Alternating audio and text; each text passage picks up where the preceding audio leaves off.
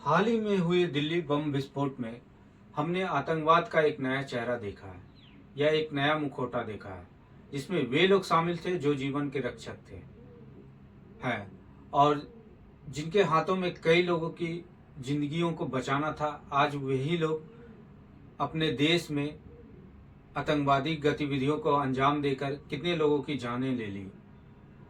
आज हम इसी संदर्भ में अपने टॉपिक व्हाइट कलर टेररिज्म पर चर्चा यूट्यूब चैनल @यूनिविकास पे करेंगे। चलिए चर्चा आरंभ करते हैं। सबसे पहले समझते हैं कि व्हाइट कलर टेररिज्म होता है क्या। व्हाइट कलर टेररिज्म वह आतंकवादी गतिविधियां हैं जिसमें समाज के पेशेवर या शिक्षित वर्ग के लोग शामिल होते हैं। पेशेवर या शिक्षित वर्ग के लोग शामिल होते हैं, जैसे इंजीनियर, डॉक्टर, रिसर्चर, प्रोफेसर। ये सब प्रत्यक्ष या अप्रत्यक्ष रूप से आतंकवाद की घटना को अंजाम देने में सहायता पहुंचाते हैं, जैसा कि दिल्ली बम ब्लास्ट के कांड में देखा गया है। ये व्हाइट कलर टेररिज्म का लक्षण क्या है? सबसे पहले ये होते हैं समाज के साफ सुथरे छवि के लोग। साफ सुथरे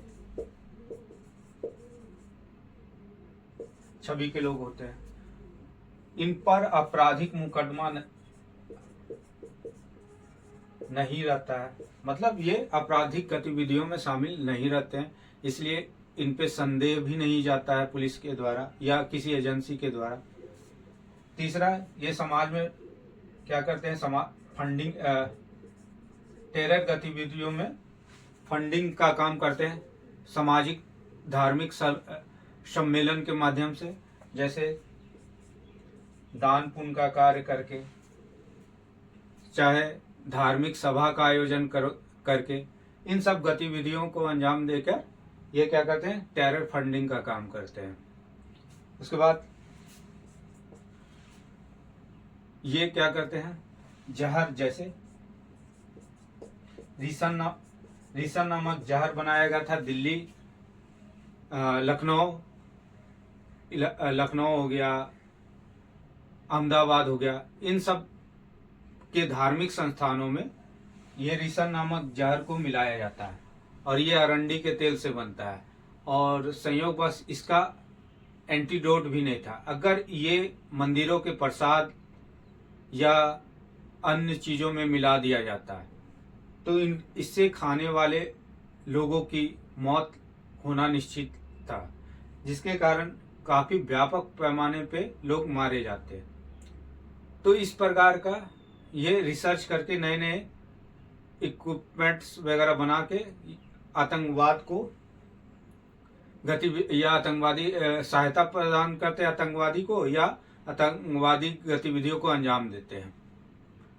जैसे अमोनियम नाइट्रेट पकड़ाया गया था फरीदाबाद में ही, और जो दिल्ली बम ब्लास्ट में हुआ वहाँ सारे लोकल इक्विपमेंट्स का प्रयोग किया गया, उपकरणों का प्रयोग किया गया। तो ये जो टेररिज्म का लक्षण है ये काफी भयावह है,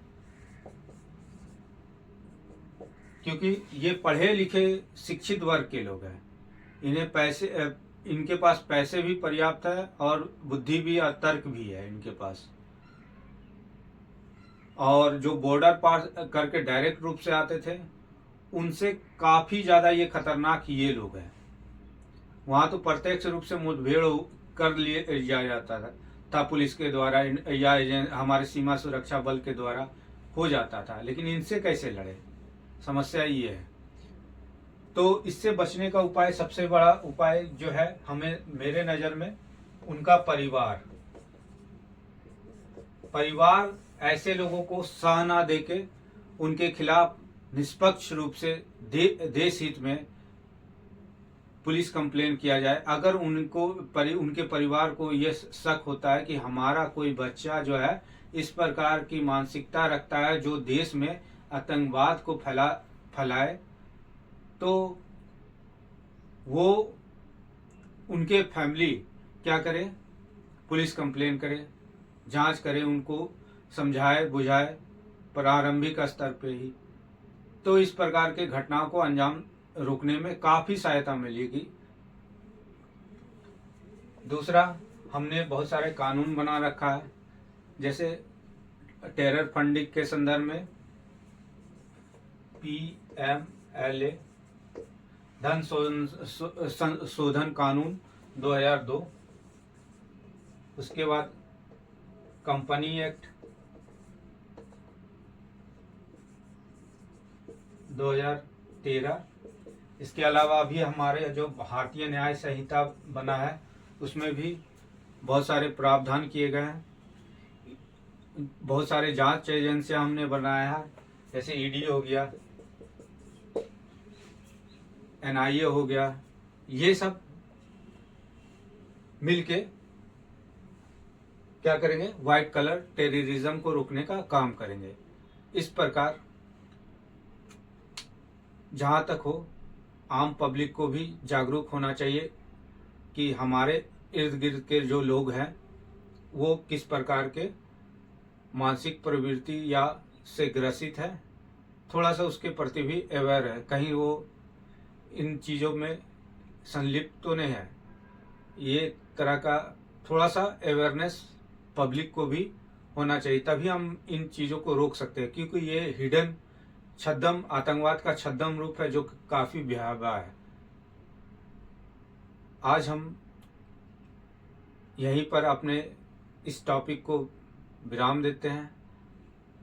आने वाले टॉपिक में फिर से एक नए मुद्दे को लेकर आपके समक्ष उपस्थित होंगे। तब तक के लिए धन्यवाद।